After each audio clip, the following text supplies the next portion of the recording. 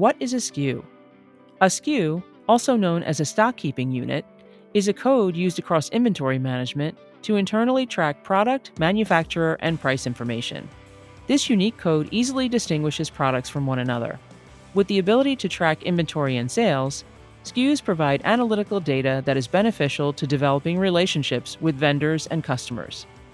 A SKU's code is created by the retailer, and codes are unique to the business they are associated with. They are alphanumeric and are classified by the make, model, brand, type, color, size, and many other important identifiable product traits. These codes should be placed in order from most important to least important, and no two products should have the same code unless they are identical products. Codes are created to represent what customers or vendors ask about the most. SKUs aren't just important for the retail industry, but also important for the manufacturing industry. Without SKUs in place for a manufacturing company, inventory management would be chaotic and businesses would run inefficiently. If a manufacturing warehouse filled with hundreds of products didn't have SKUs, having a clear understanding of stock levels would be impossible.